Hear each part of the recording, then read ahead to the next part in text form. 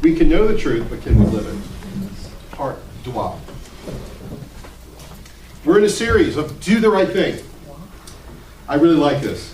We've looked so far at the mess and the ooey gooey sticky society that we live in, how it's all blurred, the ethics issue. We've looked at that we can actually know the truth. And last week we began this journey, the hard part now. Can we actually live it? We exposed the deep problem of mankind through what C.S. Lewis has called, in his book, The Abolition of Man, that we have these large appetites of feelings and emotions. He referred to it as the large belly. And that we have this intellect, this mind of reason that technically is supposed to control the belly. Dr. Miller, as we saw in a video on Thursday night, referred to it as the belly is this large gorilla pounding on the table. I want. And over here is this little Poindexter guy, little bouncy little guy with the bow tie going, well, I think you just need to follow it a little bit more, the little Jerry Lewis character. And the gorilla is pounding on the table when he wants. And we discovered that in between that, we need a heart. A transformed heart. We looked at the importance of, to really see transformation in our lives, we have to have a conversion experience.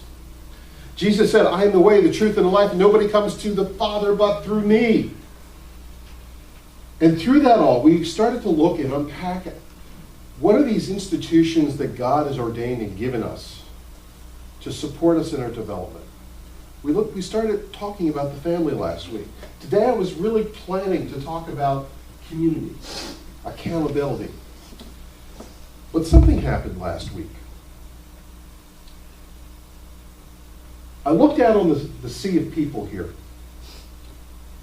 and all I saw was confused looks and fear. Like, oh dear Lord, he's asking us to try this at home. Mm-hmm. And it led me to ask myself some questions. Number one, apparently you do realize what truth is. But some of you are having difficulty connecting the dots. How do we get the transformation in our families? Pray tell, in our own personal lives. And here's what struck me.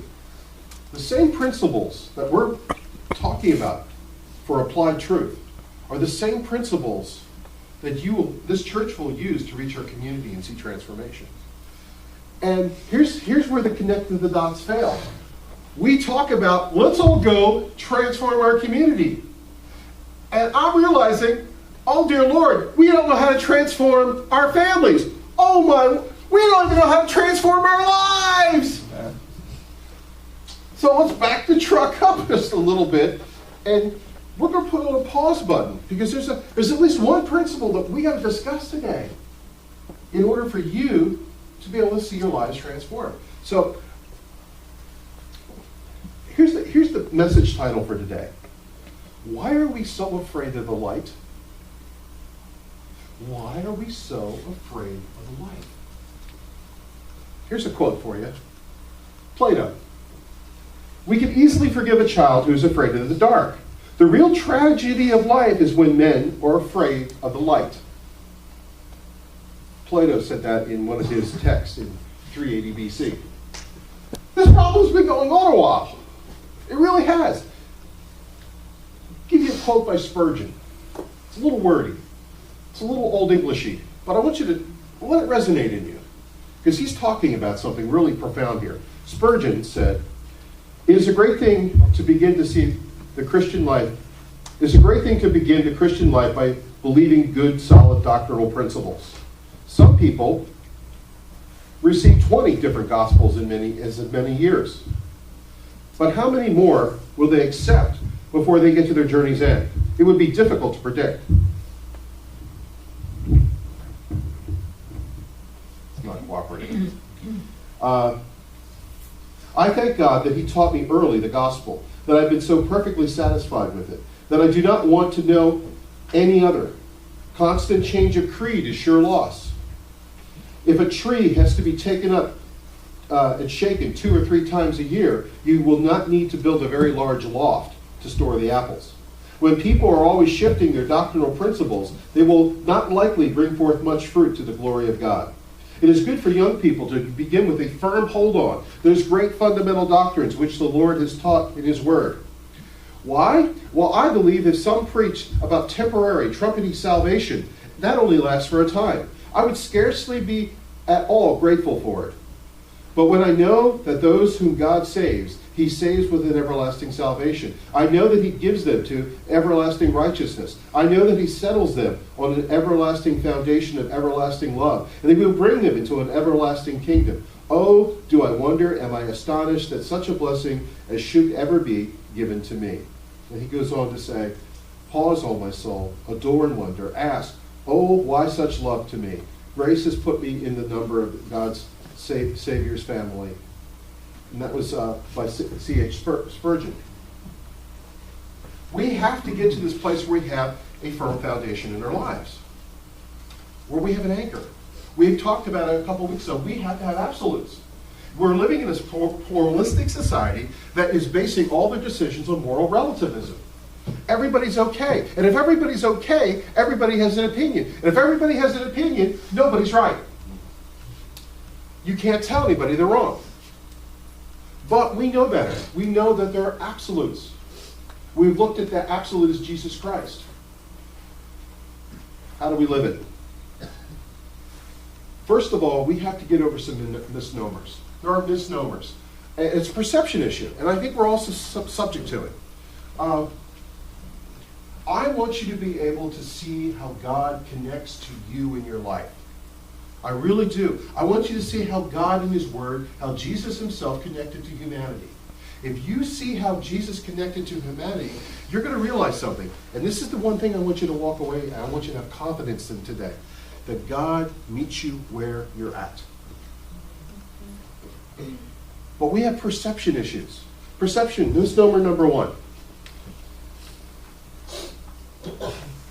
When we look at the scriptures, we get caught up in the crowd of those who follow Jesus, and then expecting that's the normal thing that we should look for in our lives. We look for a crowd. You know, well, Jesus did draw a crowd, didn't He? So we look for places where there's big crowds. We lose sight of the fact that Jesus ministered in a small group. He might have done a miracle in a big crowd, which is why the crowd was there. But transformation happened one-on-one with Him, with Peter, John, James, with the 12 as they did life together. So the misnomer, the perception is, don't look for God in the big crowds.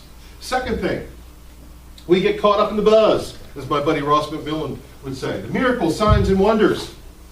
And if God doesn't do that in our life, we're getting ripped off. Well, who says God has to heal you? You read about the Apostle Paul. He was begging God in an area of his life, and I don't think it was bad eyesight. There was something that was bondage in his life that He allowed into his life. Gee, he was a murderer. You know, maybe, just maybe, there was something in his life that he couldn't forgive himself of, and he's begging God for that. And God said, no, be grateful. You're saved. Be grateful. So we get jealous. As pastors, sometimes we're subject to steeple envy. Ooh, look how big that church is. Look how cool their stuff is. You and I get jealous also. Oh, God gave her a man. Jesse's going, oh Lord.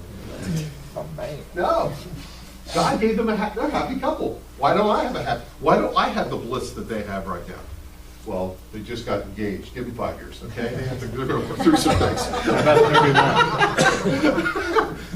I've been married 32. I can say that. You know. Close enough. No, but you might know somebody who God did something miraculous in, and you sit back and say, "Why not me?"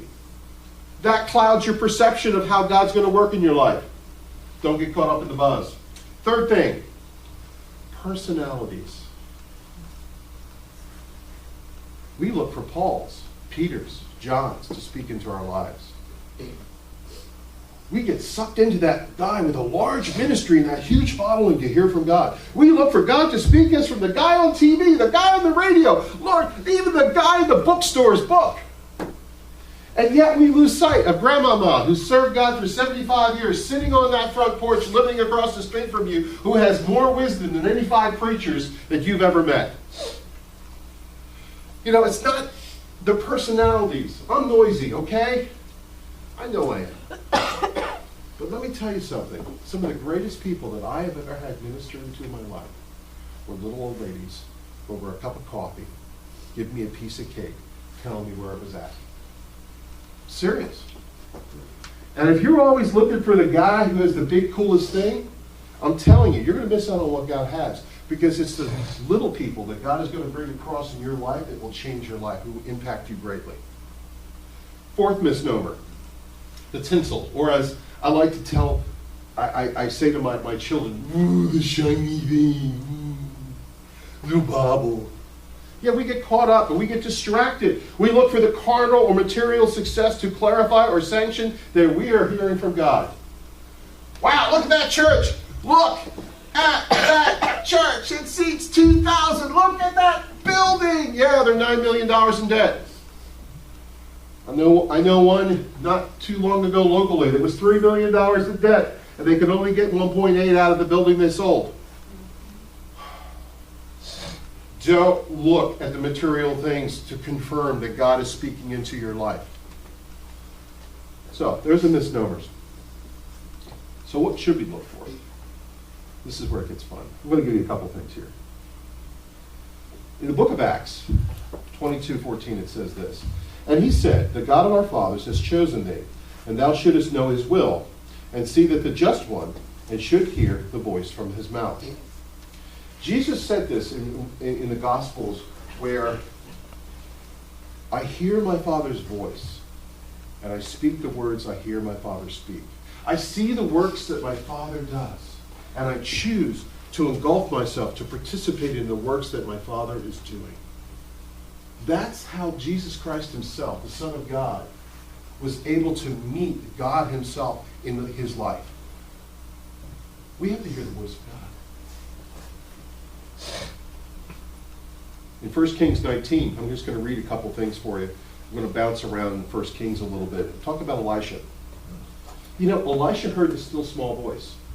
Think about this. He was on the run from Queen Jezebel, who ordered his death.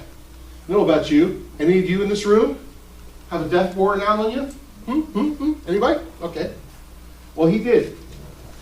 And after a mighty miracle in which he challenged the prophets of Baal to call upon their God while Elisha called on his, as a result, God consumed Elisha's altar of fire, and Jezebel's unanswered prophets were all put to death. Despite God's marvelous works, his mightiest prophet was afraid and had to retreat to a cave. God used this man phenomenally in the face of obstacles. And his end result was, I'm scared to death and I'm going to go find and pull a rock over my head. And this is what happened in 1 Kings 19. And he said, go forth and stand upon the mount before the Lord. Behold, the Lord passed by, and a great and strong wind rent the mountains, and it brake pieces of rocks before the Lord. And the Lord was not in the wind. And after the wind, an earthquake, but the Lord was not in the earthquake. And after the earthquake, a fire, but the Lord was not in the fire. Now, this might be this amazing thing to be sitting on the side of a mountain, looking out from your cave, and seeing God doing all this stuff, okay?